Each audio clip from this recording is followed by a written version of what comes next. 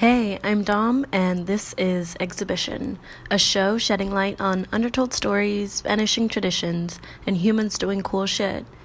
And today we have Christine Wyatt, a dancer, scholar, and activist. Let's hear her story. Hey, my name is Christine Wyatt. I started dancing when I was 9. Haven't stopped since. I like to look at dance from this scholarly perspective. A lot of people think that dance is just fun and expressive, and it is. But there's also history and theory and philosophy, and those are the things that really interest me. Dance is an art form that has a lot of misconceptions. One of them being that it's not considered a fine art. But, dance is a fine art just as much as painting or sculpture.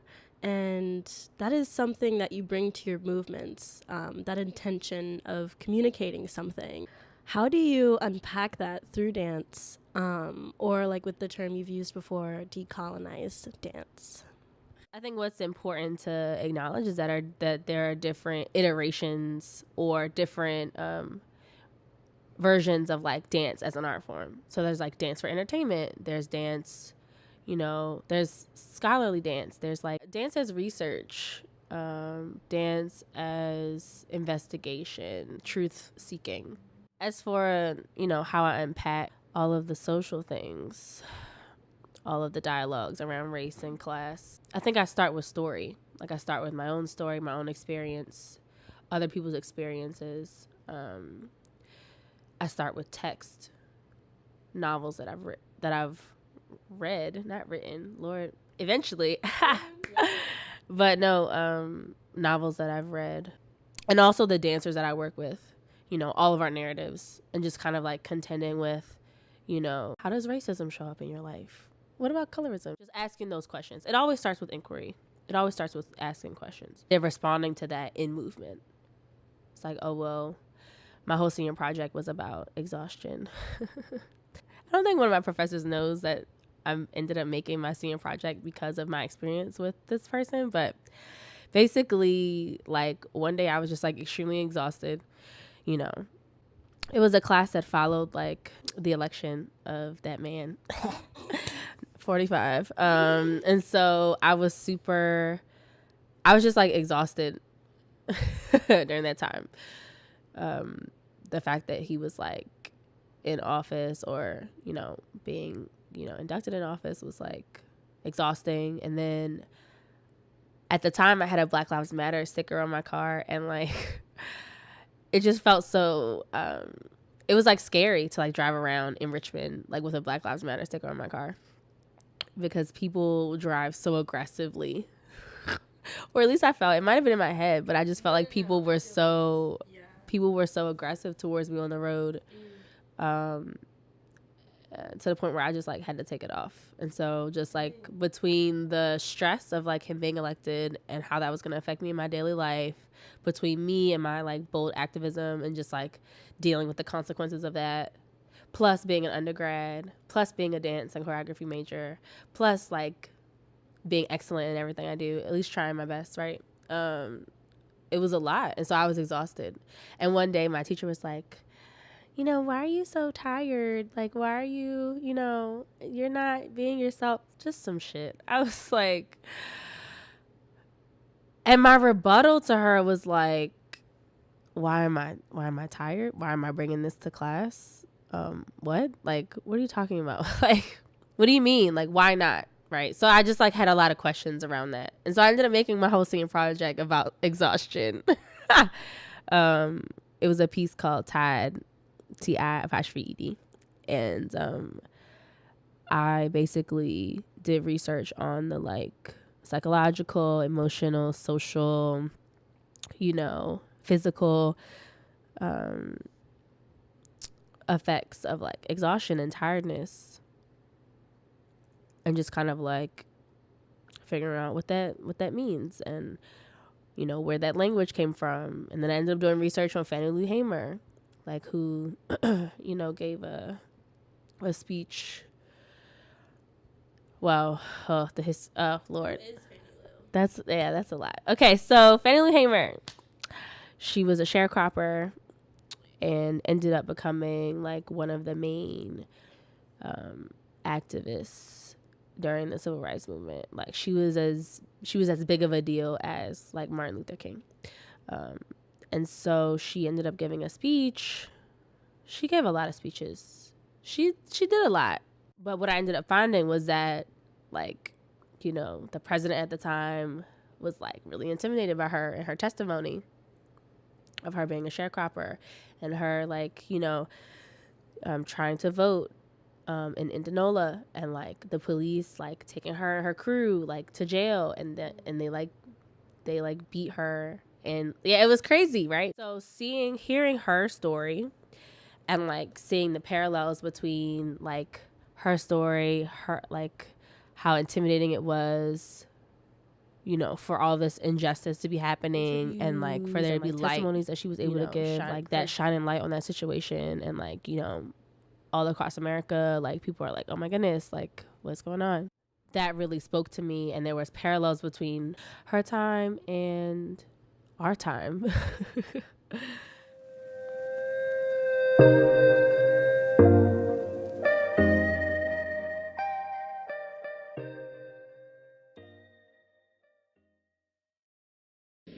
One of these men was a state highway patrolman, and he asked me where I was from. And I told him Roosevelt. He said, we're going to check this. And they left my cell, and it wasn't too long before they came back. He said, you were from Roosevelt, all right, and he used a curse word. And he said, we're going to make you wish you was dead. I was carried out of that cell into another cell where they had 2 Negro prisoners. The state highway patrolman ordered the first Negro to take the blackjack. The first Negro prisoner ordered me, by orders from the state highway patrolman, for me to lay down on a bunk bed on my face. And I laid on my face. The first Negro began to beat. And I was beat by the first Negro until he was exhausted. I was holding my hands behind me at that time on the left side because I suffered from polio when I was 6 years old. After the first Negro had beat until he was exhausted, the state highway patrolman ordered the second Negro to take the blackjack. The second Negro began to beat, and I began to work my feet. And the state highway patrolman ordered the first Negro had beat to sit on my feet, to keep me from working my feet. I began to scream, and one white man got up and began to beat me in my head and tell me to hush. One white man, my dress had worked up high. He walked over and pulled my dress. I pulled my dress down, and he pulled my dress back up. I was in jail when Matthew Evers was murdered. All of this is on account of we want to register to become first-class citizens. And if the Freedom Democratic Party is not seated now, I question America. Is this America, the land of the free and the home of the brave, where we have to sleep with our telephones off of the hook because our lives be threatened daily, because we want to live as decent human beings in America? Thank you.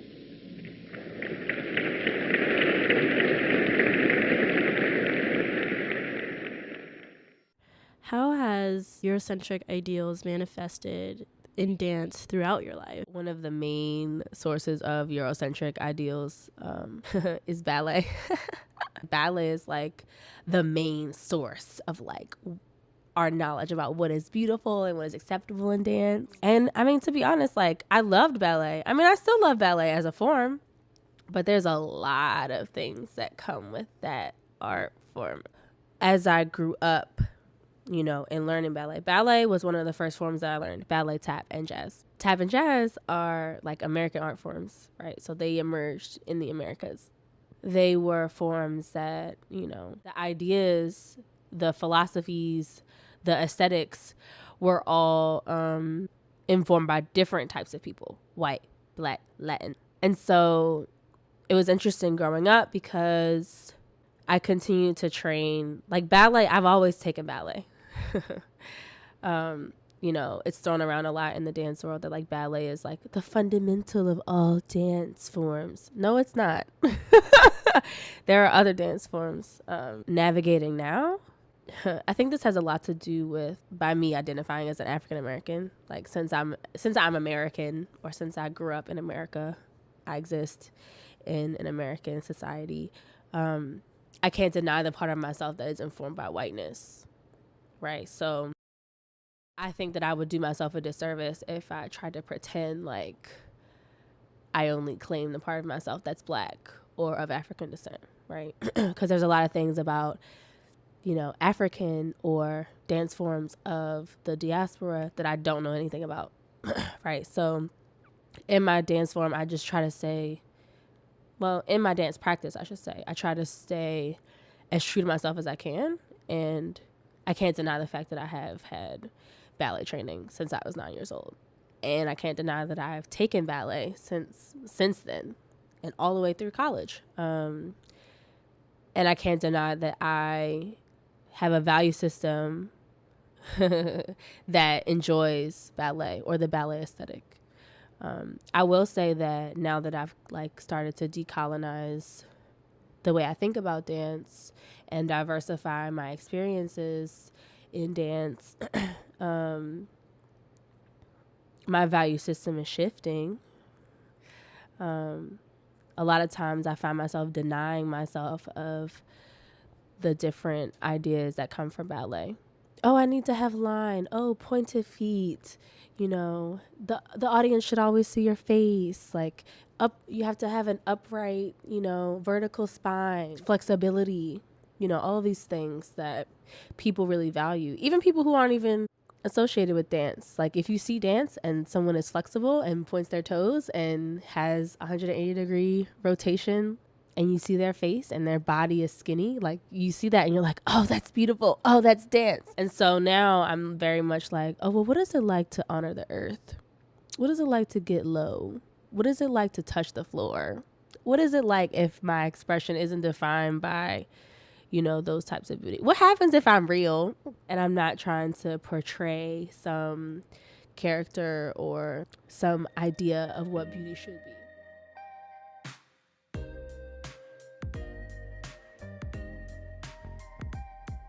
So you are also the choreographer for the documentary #Don't Touch My Hair, or VA, and is screened at the Africana Film Festival. The documentary, it discusses the importance of hair to us, you know, to Black people, and being natural. Can you describe your thought process or creative inspiration for the movements you picked for this film? They were slowed down and allowed each woman to look into the camera and make a facial expression a lot of the times.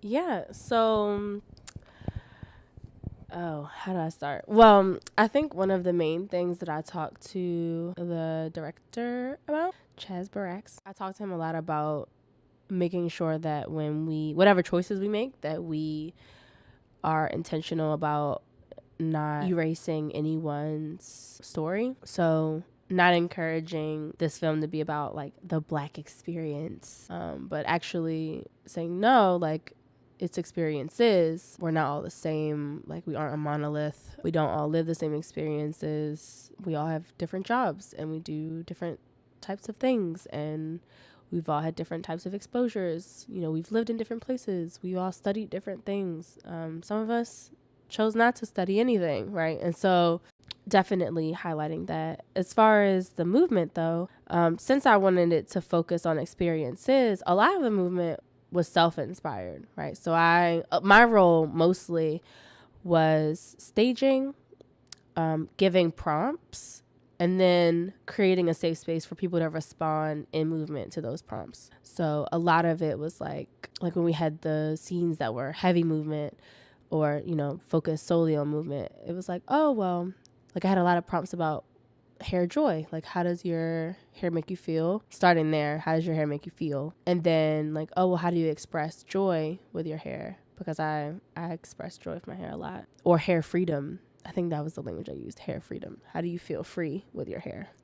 Asked a lot of questions about, sisterhood and like, because a lot of times there's a lot of bonding around hair doing. You go to the hair salon, or your sister or your mom do your hair, or your cousin or whatever. So there's a lot of relational connections, a lot of memory, and a lot of memory making in the doing of our hair. And so really kind of like talking about that and inspiring that, and then showing that in movement in the film. As far as like facial expressions are concerned, I think that a lot of the messages about how we feel about our hair come from our face. So in this film, I really encouraged people to like be very expressive with their eyes and their lips and just like all of our features, because a lot of times when we're communicating, don't touch my hair, it's all over our face, and people kind of just ignore that and proceed to take whatever liberties they choose. And so kind of like creating space for people to see those facial expressions and be able to identify, oh, that actually means that she doesn't want me to touch her hair. Yeah, exactly. So don't touch it. So yeah.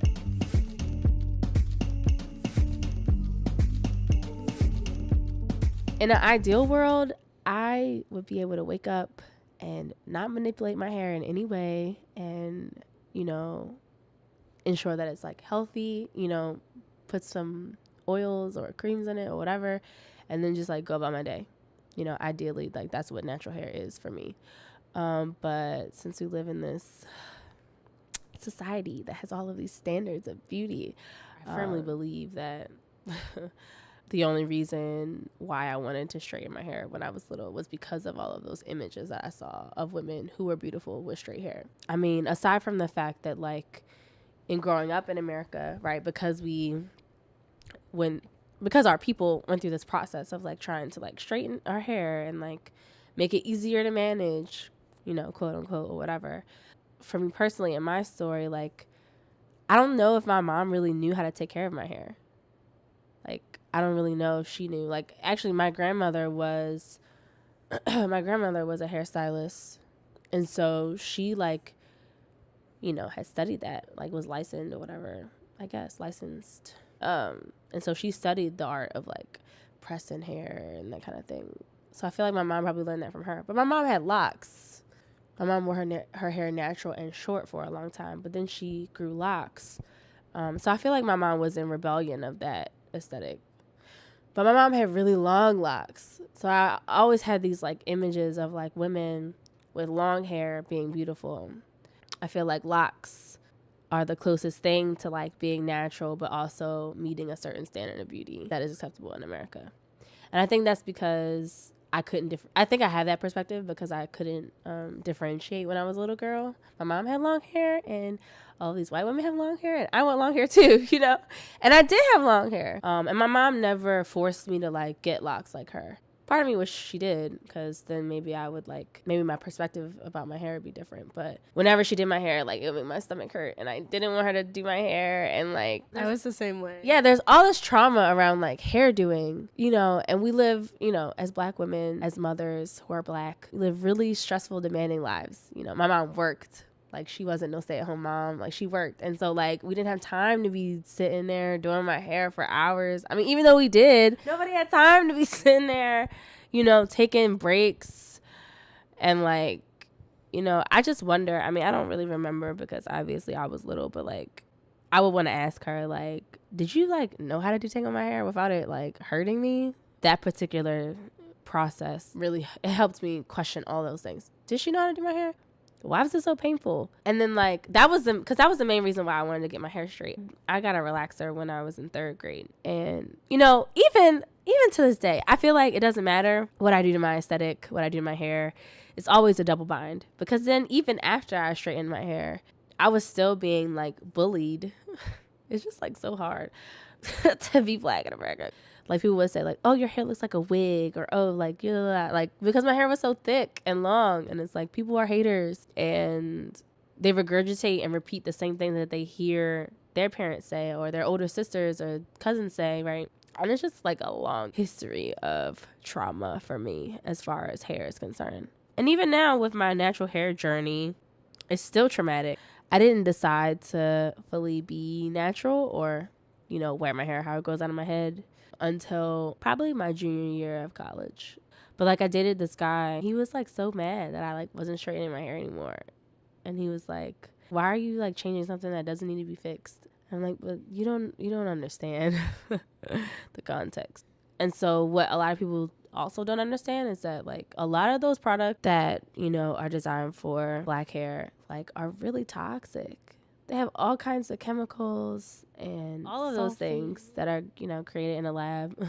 And we're supposed to like put that stuff in our hair. We've been putting that stuff in our hair for like centuries. Like I remember coming out of getting my hair relaxed and having burns and like scabs on my head. Facts. And like, you don't question it because a lot of times, in the black community, like it's a rite of passage, or it's seen as like, oh, like she's getting older, or like, oh, like da da da da, like there's this like alluring factor. It was like, no, F that. Like I can't. So that cycle of that rite of passage shit stops with me because I can't. I can't. I'm not letting my kids get a relaxer. Plus our hair is so versatile. Like you don't need to do that.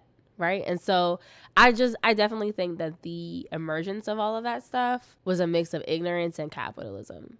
I have the hardest time with Madam C.J. Walker. I actually recently just saw a show by Urban Bush women called Hair and Other Stories. The founder of the company, Jawole Jo Zolar, she writes a letter to Madam C.J. Walker because there's a sense of pride of like her being this like, millionaire. But then there's also this like sense of grief because it was like at the expense of like the health of like all of these women. And so when you think about natural hair as like healthy, then you have to contend with the fact that like straightening your hair / putting chemicals in your hair is like not healthy and harmful, right? And so it wasn't until I contended with those facts that I was like, oh, this is like processed food. And then it's like, oh, processed food. Oh, processed hair. Oh, that's why they call it processed hair. And so like all of this language like started to connect for me. And it was before I did the movement for the documentary. But when that opportunity ended up presenting itself, I definitely took advantage of it because it was something that I was super passionate about. And at that time when I was directing the movement for documentary / film, I had this like lovely fro and it had just like, it finally came into its own. It was finally enough time for my hair to shed all of the, horrible chemicals and things that I was subjecting it to before and come into what it actually is. Yeah, it's really interesting. I didn't do like a big chop or anything like that. I just kind of like let it grow out because I had dyed my hair before I had made that decision. I had dyed it red. It was cute or whatever. Yeah, after I did red, I was like, yeah, no, I'm not doing this anymore. And so that red was kind of like a marker of like, oh, this isn't healthy anymore. Snip. But now even though my hair still frustrates me, I also have to tell myself that it frustrates me because I didn't live my entire life. Like I haven't lived 23 years of my life doing my hair the way that it grows out of my head. So I have to like tell myself, okay, be patient. You don't have a practice of doing this every 2 weeks or every 3 weeks or however often it's supposed to happen. You don't even really know. So just like acknowledging my own ignorance around my natural hair and being like, okay, I just have to experiment. I have to be creative with this. I just have to like honor the fact that like it's not my fault and just do the things. For a long time, being natural was like less expensive, which was another reason why I did it. Because I did the math. Since I was in 3rd grade, which means how old are you in 3rd grade? 10? Lies. 9. Probably. Or 8. We'll go with that. Whatever. Since I was 18 minus age 8. That's 10 years. I was getting my hair done every 2 weeks for 10 years. Okay, 2 weeks times 2, that's 4 weeks. There's 4 weeks in a month. There are 12 months. 4 times 12 is 48. 480 visits to the salon. Right. Times like $60. My parents literally paid $28,000 like at max, right? Max. Because there were some times like in the summer when I wouldn't get my hair done. But it's like literally like $28,000 max of like how much my parents spent on getting my hair done. I was like, I'm not doing that shit for the rest of my life. Fuck that. Like, I'm going natural, right? And so, especially when you start coming into adulthood, it's like, oh, like, how am I going to live my life? And, like, I really started to, like, contend with those things. And then I realized I really kind of, like, curate the kind of men who enter into my life by having this natural aesthetic. Because you have to be able to see me for, like, who I am and not just, like, the level of assimilation. My best friend, Lonnie, we both be like, we not doing it. We not doing the standards of beauty today. We not fucking with the male gaze. Like, we just not with it. If you see me, then you see me, right? And so that's, I had a whole era of, like, if you see me, then you see me. If you don't, fuck it. Like, I love that so much. I actually think that I tweeted that one time. And that's how I came to this understanding of, like, us having inherent value, which is also very anti-ballet and very anti-American. Your value is attributed to the way that you look or how much money you have or, like, whatever, right? The things that you own. When you acknowledge that, like, I'm sentient and therefore, like, I have value. It's just, like, so great. I think that's probably one of my main reasons why I advocate for college because, like, college taught me to question everything and to always be curious and always, like, engage with things from a point of inquiry and skepticism and not feeling like, once I came to this, like, conclusion that, like, I had been lied to for so long and that, like, people were feeding me shit that they didn't know was good for me, right? Yeah, no, I had asked all kinds of questions about all kinds of shit. I actually used to watch makeup tutorials a lot. That whole process too comes with a lot of pain and being a brown skinned woman, because for a long time growing up, you know, I remember being age 14, 15, 16, like, not being able to find my shade. And I have so much of a testimony with that, and just, like, how painful that was. Like, either it was too dark or it was too light, and then having to deal with, like, my family, you know, like, sometimes they were supportive and sometimes they were like, you don't need that makeup shit. And then sometimes they were like, oh, that's too light. And it's like, well, like, The darkest shade they had. yeah, colorism is real. So Instagram, it's a struggle. It's an overload of, like, different opinions about beauty. You know, I will say that some of the things that I don't like about those makeup tutorials is kind of like this encouragement of, like, lightening the skin. I remember when, like, everybody was trying to make their face look like Kim Kardashian. I just, like, couldn't, like, I can't. Yeah. Anyway, one of my idols, not really my idols, but, like, someone that I look up to is Dita Von Teese. Yeah. And so, like, she has this distinction. She has this, like, philosophy about beauty that's really fantastic, but it's related to glamour, right? And so acknowledging that, like, glamour is the creation of a different and enhanced version of yourself, right? For lack of a better word. And so I think I love my natural self, and I love, you know, on my day-to-day having, like, a natural look, but I also value glamour. But I think that just comes from being an artist. Getting into one of your other projects that you did with Jelani Taylor, Homecoming. Yeah. You know, it's about more than just coming home. It's about one's identity and voice in the face of oppression. Why did you pick that title, and how did you unpack experiences of oppression? Yeah. Homecoming was a really fantastic project because I had just graduated, so it was about, I was really questioning this idea of home. You know, was I going to go back home to Baltimore? I had kind of felt home in Richmond, but then I kind of, like, feel like I can create a home anywhere. You know, who do I need in my circle to kind of, like, or who do I need around me to make me feel homey? But then it was like, you know, on a micro scale, that's true. But on a macro scale, like, I don't really feel at home, like, in America. And so then there's kind of this, like, idea of, like, homeland and, like, where is that? And since I don't really know my genealogy, or, you know, I haven't done the DNA tests, you know, since I haven't done that, I don't really know where my people are from or where we came from. I mean, I know a little bit about my mom's side, but it's all kind of like a blur, I think. I restaged the piece Tide for Homecoming. just as a revisiting of like how I was feeling in my home country.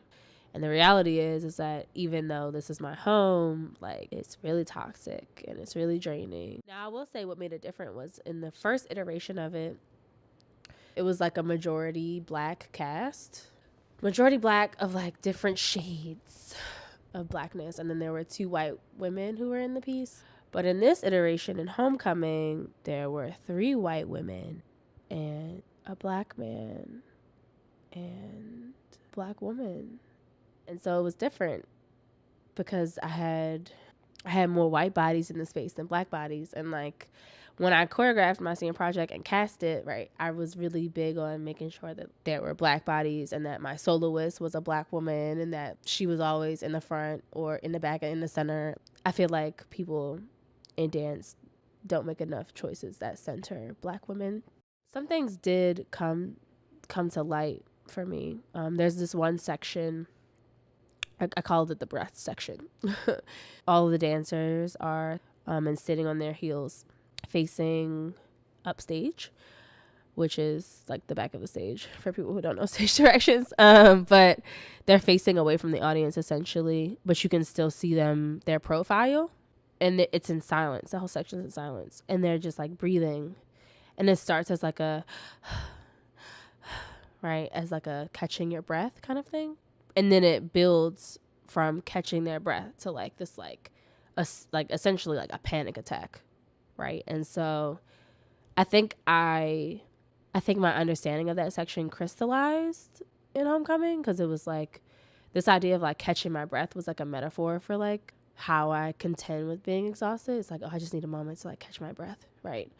But it's like when that keeps happening, like when the microaggressions keep happening, when you keep on getting triggered by something that, you know, the president said, or like, you know, even now in being in Virginia still, you know, with all of these politicians and like all of their history, you know, and I'm still feel like I'm like catching my breath. It's like, oh my gosh, like all of this is happening, you know, then it turns into a panic attack essentially. And in reflection of responding to like how that makes me feel as an audience member or as a choreographer, it's like, oh, I need to focus on self-care.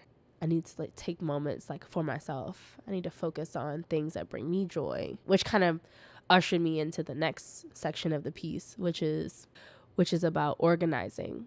Like how can we organize as in groups of people, as communities to combat or survive these systems of oppression or these daily happenings?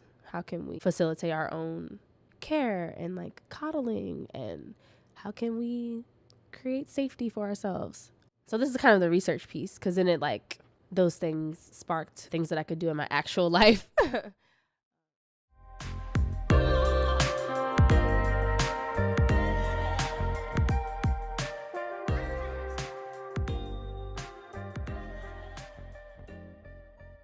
What advice would you give to someone who is looking to get into dance? Oh God. It depends on who they are, to be honest. If you're a white person who wants to dance, great. You can dance anywhere. If you are a Black person looking to dance, I encourage you to just like be exposed to as many dance forms as possible. I mean, white people too. Go ahead. Why not? But yeah, my advice is take advantage, especially if you live in Richmond, take advantage of like the free classes that are offered. There are free community classes that are hosted at VCU on Sundays, most Sundays, I believe. There's also free classes at Dogtown Dance Theater. I teach a ballet basics class, which is like this iteration of ballet that is decolonized and centered around the people who are in the room, and focused on ballet as a form and not as this like, you know, social thing. It's a really dope class, and it's community based, it's donation based. For people who are really serious about dance, I encourage lessons. I mean, if you want to get a private lesson from me, that's that's also negotiable. We can talk about it. We can negotiate about it. What else? Yeah, people who are thinking about studying dance in college, do it. Also, do your research on the universities that you are interested in. Seek advice. I'm willing to talk to people. You can follow me on Instagram, chriscat_bar, CHRISCAT_BAR. Chris Cat Bar. Yeah, like there's a lot happening, but I encourage anybody who wants to dance because it's great. You mentioned your Instagram earlier, but just to reiterate, where can we find you on the interwebs? Yeah, so interwebs, I mean, if you want to hear a lot of my thoughts on like blackness and politics and dance and art and, everyday things like that, you can, friend me on Facebook. My name is Christine Catherine Wyatt on Facebook. If you want to, follow my dancing and my daily life things, you can follow me on Instagram, like I said, at chriscat_bar, CHRISCAT_BAR. If you want to hear me trash talk, just kidding. No, if you want to, check out my Twitter, it's also chriscat_bar. And yeah, that's where you can find me on the interwebs. Sweet. That is the end of this episode. Thank you so much for tuning in, and thank you, Christine, for coming on to the show. I'm Dom, and this is Exhibition. Until next time.